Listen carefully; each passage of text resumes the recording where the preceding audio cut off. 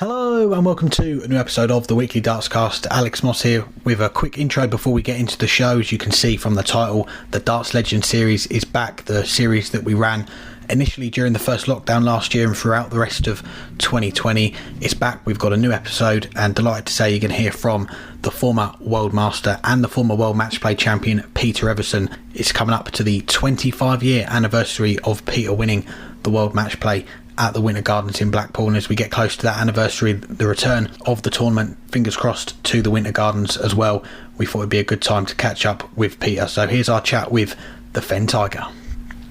I'm delighted to say I'm joined by the former World Master and the former World Matchplay champion Peter Evison. Thanks for the time, Peter. How are you doing? Yeah, good, thank you. Yeah, you're more than welcome. Let's rewind back to the very start for you in darts. What are your earliest memories of darts, playing or watching? I guess I was always played it since a young kid, around my nan's and granddad's house, around about 7, 8, and then started playing again when I was about 11, 12. Then I started playing in pubs when I was about 13. Team was short one night and they asked me if I would play, and I did, and I liked it, and it went from there basically. I've got a dartboard at home and practice. Instead of going to school, I was practicing darts all day basically. And it was around the late 70s, early 80s we see the TV coverage of darts start to pick up. The first BDO World Championship in 1978. Were you an avid watcher of darts as well growing up? Yeah, I used to watch Indoor League. Fred Truman used to be the guy that presented it. And then obviously Eric was on there, and players that that are no longer here anymore. And I started liking it since then because, Eric gave it out, everything. And I liked his charisma, and I went from there. I just wanted to meet him one day and play him, and lucky enough I did. Yeah, we're going to come on to some of those games a bit later on, and way before we see you winning major titles, the first glimpse of you on TV is on another TV show, Bullseye, as a contestant. How did that come about? Well, I used to make double glazing windows, and the guy on the saw, he said to me one day, he said, "You're a dart player?" I said, "Yeah." I said, "I'll play county and things like that." He said, "Fancy going on Bullseye?" So I said, "Yeah, give it a go." And then we went for the audition, and we passed the audition, and I think we was on there as game show people, and yeah, it's quite interesting. We got beat first round, which wasn't very good, but it's down to not answering the questions, not my darts. Back then, Bullseye was very popular. I mean, it attracted a large TV audience. So what was that experience like, playing in front of the cameras, and I guess knowing that loads of people are going to be watching it when it comes out? I was, it was only 9 darts, wasn't it? So it wasn't so bad. We were there all day, so I'd practice in say a bar, play snooker in the bar as well. You're always with another guest anyway. I think there was a couple of days that I was with Cliff Lazarenko, one I've done with Eric. So you always got someone to, and then you go up and just, it's potluck in it, 9 darts. You just try and do the best for charity. And on that first show, you mentioned that you played county darts for Cambridgeshire, and you mentioned earlier you were working at the time as well. So where did darts fit in back then? Was it just a hobby? How much were you playing? I was a hobby, yeah. I had 3 kids by the time I was 21, so I had to juggle work, playing darts, and providing for my family. So every little helped. And then I started winning things, and it got better and better, and eventually gave up my job. So, but it's all pressures, these guys these days, all the pressure's taken away because there's so much money involved. Back then, how big of a decision was that then to quit your job and pursue a career, I guess, as a professional? I was very big. I was lucky enough because I used to get all my own work, writing to clubs and pubs, until I got manager, and then the managers started doing it. Lucky enough, I had like Tommy Cox, and then I had Dick Alex. So I had good managers, and work came in because if you win things, you get work. I was doing it on the side as well, where I was writing to clubs and just sending off a profile of yourself, and I was getting lots of bookings that way. So, until the split, of course, and that's when everything went a bit sour. Definitely, yeah. And go back 1985, one of the big moments to start off your career really is making the final of the British Gold Cup. What do you remember about that run? I remember getting home late at night. I think I played Dave Lee in the final. That was right. That was one of my breakthroughs. Everything it gives you more confidence. And for me to come through at that age, it was quite good. And then, just started doing tournaments abroad then. I think the first one I won was Finland. And then, all the rest come after that. But you just want to win as much as you can. Following year, you're back on TV, this time the BBC, for the British Professional Championship, which back then was one of the biggest events on the calendar. Was it the Gold Cup run which got you in, or was there another qualifier? How did you end up playing in that one? I think I'd got enough points to get in that anyway. And then obviously I got John Lowe first game, and everybody was expecting John to win because of his experience and that. But as I know, these youngsters, when they're coming through, I didn't have any fear of John Lowe. I didn't have any fear of anyone. So I thought I was, one of the best players anyway. Because if you don't think that way, then you're not going to get anywhere. And lucky enough, I beat John. Then I beat Richie Gardner, and then I think I lost to Della, the Milky Bar kid, as he was called at the time. Yeah, you mentioned that win against John Lowe. Was that win, do you think, the spark which propelled you into that world of playing the world's best and mixing it with them for many years after? Yeah, I think that was that was lighting the fire, I think, because I wanted more. Once you get that feeling inside you, you just want to play in every tournament, you want to win every tournament, and knowing that you can beat players like him, it just spurs you on for more things. There's lots of disappointments, there's lots of happy times, but I'm glad I lived, the era that was when it was all good.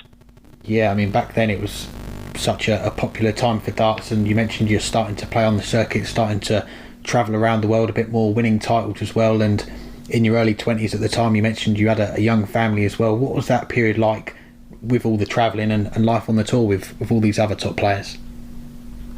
Well, the era I had, it was, every time you take, everyone becomes a part of your family, really, because you're travelling. I'm probably seeing them more than I was seeing my family. The likes of, you see Jockey, you see Eric, you see Bob Anderson. I roomed with a lot of good players: Dennis Priestley, Rod Harrington, Peter Manley.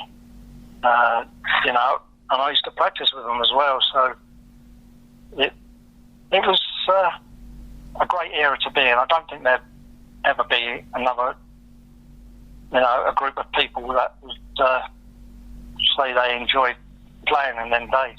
And I guess really looking back at that travelling and getting to visit different countries, maybe places you'd never been before, what are the ones that stick out for you from that time?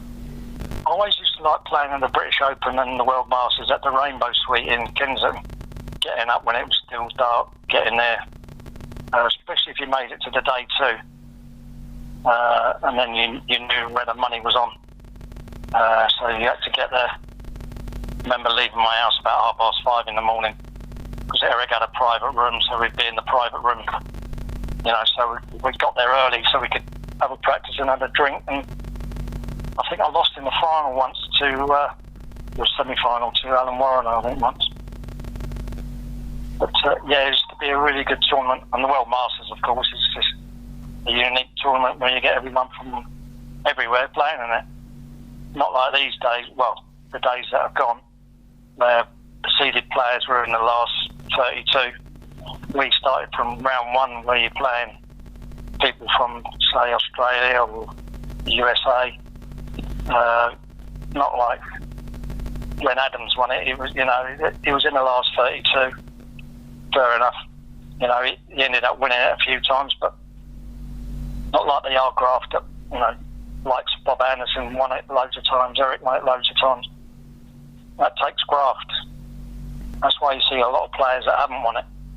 Another tournament which took a lot of graft to do well in was the News of the World. You made the final of that 1987, one of the most cutthroat tournaments there is, best of 3 legs all the way through. Yeah. What are your memories of playing in the News of the World?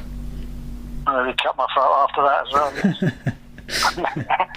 Yeah, I was playing Gregory in the final. I had 3 darts in the first leg and six darts in the second leg, and he beat me 2-0. And it was the prize. It was a Caribbean holiday and 8,000 and a gallon of rum. I ended up with £1,000 and a gallon of rum, which is still hurts today. and these days, of course, we have the Champion of Champions, which has adopted the pub qualifiers, the best of 3 format. We've seen some top players win it, Gerwyn Price, Johnny Clayton, and look what they've gone on to achieve since then. Do you still feel like a News of the World style event has its place in darts? No, it's you get a player that's playing well in one day and never do it again. I think it's got to be a decent format. You get the better player coming through in a decent format. I don't like this Modus League at the moment. They're playing the best of 7. That's no good either. It's just best of 11. PDC are playing at the moment. That's fair enough. You've got 11 legs to get into it.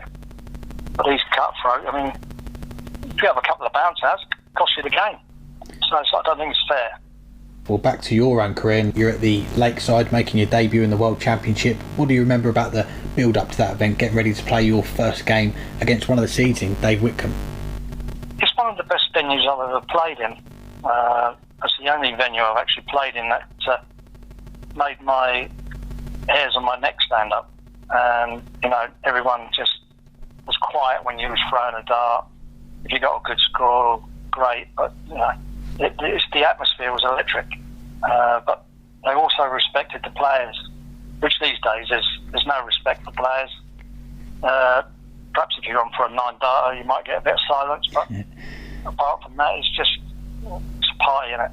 Yeah, well, you made your quarterfinals on debut, and then the World Masters that year. You reached the semi-finals. The following year, of course, you win one of those big titles. But did you feel like a big win was just around the corner, having had those deep runs that year?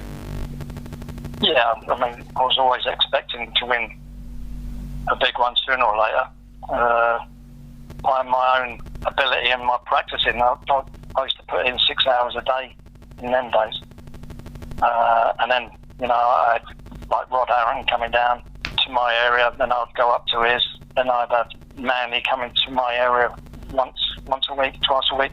That's before Manley was anyone, and that's what made Manley a good player. Putting in the hard graft, that's what you only get out what you put in. Yeah, and those rewards would soon follow. Back at Lakeside 1989 this time, you and Eric Bristow, you wanted to play him when you first watched him, where you serve up a thriller at Lakeside in the quarterfinals, 3 all in sets. I was looking back, it's on YouTube. Eric pulls out a 101 finish, 282 finishes to take the last set, and I think it was Martin Fitzmaurice, he was refereeing, paused the game midway through to ask the crowd for the best of order, and also said that they were being treated to one of the best ever matches at Lakeside. So what was it like to play in a game like that? That's the only time Eric ever beat me. I was playing well at the time, and I thought I was going to win the tournament. But fair play to Eric. As you see at the end, I'll bend down and kiss his hand. So that's one of the tournaments that it's one of my best ones as well. So even losing was good. It still hurt afterwards. It took me a while to get over it. At this time as well, the TV coverage for darts is taking a hit. That World Championship was the only tournament on TV that year. So what was the mood like in the practice room among the players, having had all this exposure and coverage, and now it was starting to disappear? There was always talk, and there's lots of professional dart players, and we just wanted to earn a living. We had chats with Ollie Croft and saying what's going on, and why is it declining, and they couldn't do nothing about it. It was for years and years until we come to a stage where the players stuck together and said, no, we're not having it anymore. we want to do something about it. And hence, that's what we've done, and that's what you got today.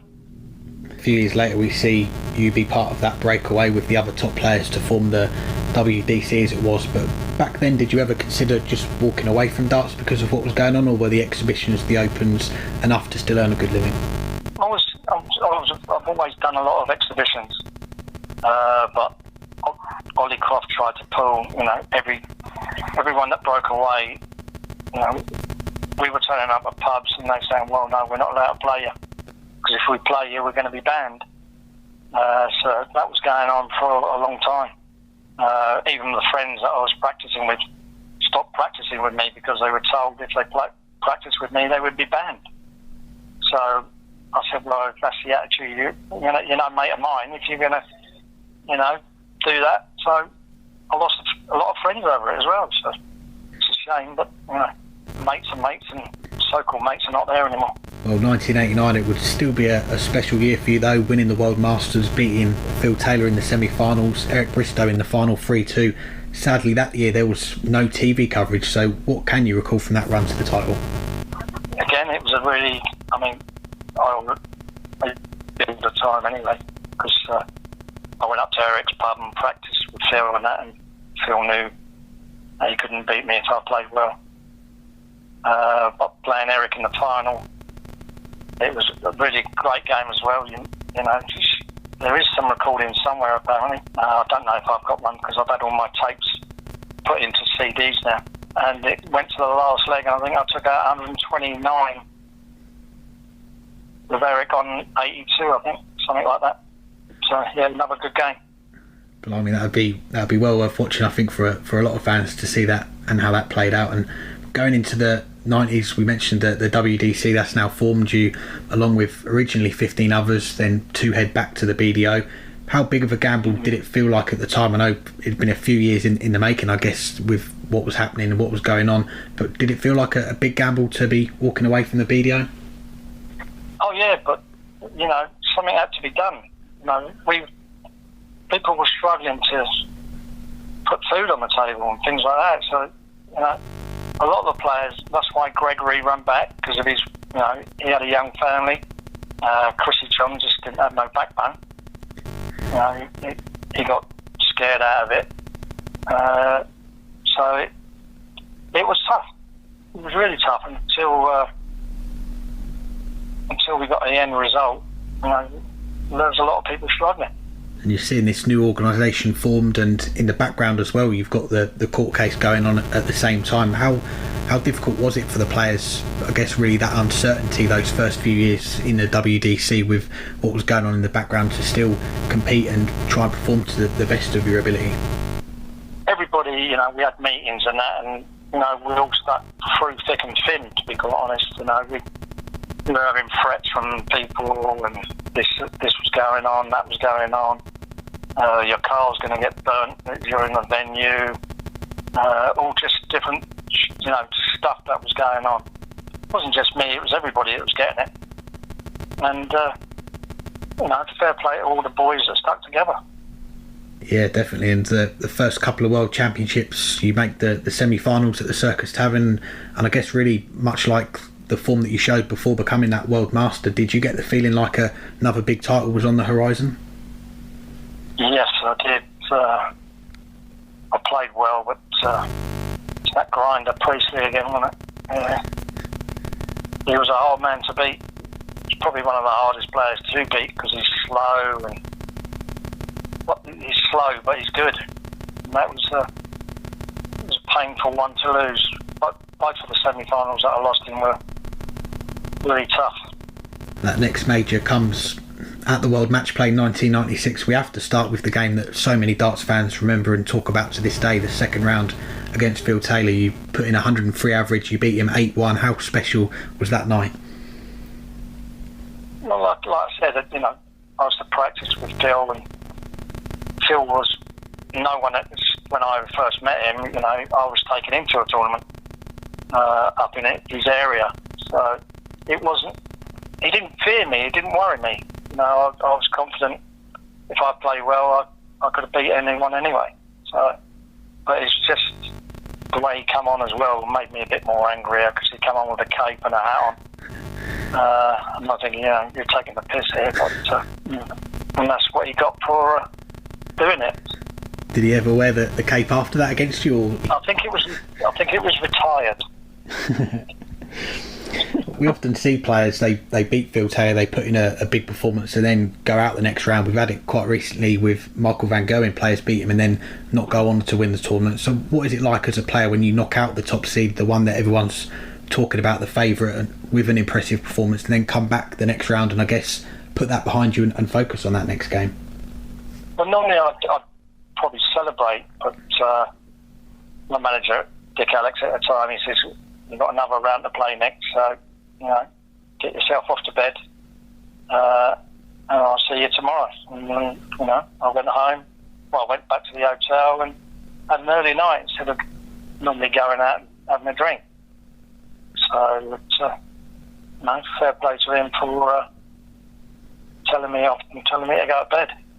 Well, it turned out all right. You and Dennis Priestley then serve up a great final in that event. You're 14-11 up. He pulls it back to 14-0. And I was watching the last couple of legs earlier. You pull out a 13 darter to hold, and then you break him in 12 darts to win 16-14. How did you hold your nerve and produce two outstanding legs like that when the pressure was at its highest? I don't know. I think I'll put out something special to, if I want to win this, you've got to do it. And I just dug deep, and knowing that he was going to dig deep as well. So it came out to who wanted it most. And thankfully the 96 finish went in. I think that's a tournament that Dennis has never won as well, which is a bit heartbreaking for him. Well, you come out on top, and the Eye of the Tiger is played over the speakers. The crowd are singing your name as well. And as we mentioned before we started, it's soon going to be the 25-year anniversary of that night, that title win. Can you believe it's nearly been 25 years? No, it's a bit of a shock, really. But I did try and get hold of Matt Paul. I sent him an email seeing if he wanted me to go out there and do something, because it's 25 years, but he didn't get back to me. I don't know whether it's because of the COVID and everything, but it'd have been nice to be there and say it's 25 years to the day that I won it. Always be in memory anyway. Absolutely, fingers crossed that can happen. We've seen the World Championship that's moved from the Circus Tavern to Ali Pali. The Winter Gardens, though, barring last year, of course, it was behind closed doors elsewhere. The World Matchplays remained at the Winter Gardens. Can you describe just what it is that makes that venue so special to play at? I don't think it's because it's small and compact, and you can only get so many in there. I think it's a party atmosphere. It's in a seaside place. Everyone's enjoying themselves. I think they just love it there. It's just like party time, isn't it? Now they can scream and shout. It makes it even better for them. A bit different this year, because I think that I've just seen an email saying it's going to be restricted for the first few days to do with the government and Blackpool Council. So I have to look at this space and see what happens. Yeah, I think the first couple of days it's looking like it's going to be a reduced capacity, but then if we get the go-ahead, the 19th of July, that Monday, for the rest of the week, it's then going to be full capacity. Did you see much of the World Matchplay last year when it was elsewhere from Blackpool and behind closed doors? Yeah, I watch everything, because I like to keep a keen eye on things, and I'm still a shareholder of the PDC, so I like to see what's happening and what's going on. And they've done a great job. It's not easy running a tournament without crowds. Well, that would prove to be your last major title during your run in the PDC, although you did make plenty more quarterfinals and semi-finals. I've got to mention the World Championship, the one that followed straight after that World Matchplay title. You lost out to Dennis Priestley 5-4 in the semi-finals. Is that one that you think maybe got away your chance to be a world champion in the PDC? Yeah, that was the one. I had chances to, beat him as well, and it was, a bit of a sour note again. If I was ever going to win one, that was the time. But never mind. Meant to be, it's meant to be. Your last World Championship appearance, 2005, you continue on the tour having to go through the qualifiers to get in these events. How hard was that period when you're starting to miss out on the big events, having been in them for so long? That was tough as well. I think I lost in the last game to Alan Taban. Then I think I realised it, the career is coming to an end when you have to start struggling to qualify for things, and then I got injured. So I guess you lose confidence and lack of, wanting to practice or wanting to do anything. Just let everybody else do it nowadays. 2008, we do see back on our screens the League of Legends. We spoke to Bob Anderson for this series last year, and he had to leave the PDC to play in the event. I'm assuming you were the same. What was that event like to play in? It was good, but it was wrong the way it was run, I guess. I think the 3 we done, I had to play Bob Anderson every game. First game on, which is it's a bit unfair. I think this draw should have been made differently. But I drew the first one at Circus Tavern, and then he beat me in the other 2. But it's, at the end of the day, it was a payday for us. And just try your best, don't you? It's been one of those things that darts fans have talked about for a lot of years since then. When is a seniors event, a League of Legends event, going to come back? Well, we have got the World Seniors Championship at the Circus Tavern next year, and a lot of our listeners have been saying, where's Peter Evison? He's a glaring omission from the field. Did you get an invite to play in the event? No, I didn't. I sent a text to Jason Tame, the guy that was organising it and running it, and he didn't reply to my message. I just think it's a bit wrong. I've won more than most of them players that are in it. I've got more following than most of them players in it, and I just think it's a bit. I must have upset him in some way, in the years gone past. I thought he was a friend of mine, but you live and learn.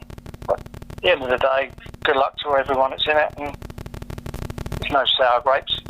You never know. A few of them might die off, and then I might get to play. Yeah, well, a lot of people are disappointed we didn't see your name in the field, but we do have the 2 qualifiers in November. Are you going to give them a go, or are you just going to give the event a miss? I wouldn't let them see me there, to be quite honest. It's, they don't want me in the players that they've already picked, and why should I go and try and qualify knowing that I should be there in my own right? So no, I should give it a swerve. Well, looking ahead, the future of darts, we know that the BDO is sadly no longer, but we do have the WDF MAD. I don't know how much you follow the darts scene underneath the PDC, but what do you see for the future of darts at that level going forward? Well, hopefully it does well, because they need that back. They need counties. They need things running. But they should have joined the PDC years ago, and then we wouldn't have had any of this problem. Everything would have been running smoothly when Barry offered them £1 million. Barry done his best to keep everything afloat and the BDO afloat, but pride got in its way and they didn't like it. So now they've got to go back to the beginning and start all over again. Hopefully it works out well, but it's going to take a while. Yeah, agreed with that. And what about the PDC? You mentioned you're a shareholder still and you still follow the events. What do you see for the future for them as we hopefully get through towards the end of this pandemic and we see the fans start to come back in the building? It's only going to get better and better, It's there for its... I can only see it going one way, which is very positive. Sky's the limit. It's played in every country now. And people want to be at Ali Pali. So it's only going to get better. And lastly, we're asking all our legends this question before we let them go, and we've gone through a few of the moments that you might pick out, the winning the big title, some of the classic games you've been involved in, but when you get asked what's your favourite moment being involved in darts, what would you say? I think it's the good times, winning tournaments of course, but it's the memories of the fun we used to have when the wind-ups, and the people that were there at the time. It was just a privilege to have been there. And like I said, we have ups and downs, and we fall out with people, but we were all like family at the end of the day. And that's all I can really say about it. Well, it's been a great career to look back on, Peter. We appreciate your time. Congratulations on everything that you've achieved in the game, and we look forward to celebrating that 25-year anniversary of that World Matchplay title very soon as well. Oh, thanks, mate. Thanks for the opportunity for the interview. Thank you very much. Thanks again to Peter for joining us. I'm going to try and bring you a few more episodes in our Darts Legends series during the rest of the year, so keep an eye out for them. Myself and Burton DeWitt will be back with a regular episode of the show coming up very soon, looking back on the Super Series this week and getting closer to the World Matchplay as well. So that's coming up soon. We'll also have a new episode of Under the 128, myself and Matthew Kin, and that's going to be coming up very soon as well. So lots to look forward to. Until next time, hang tight.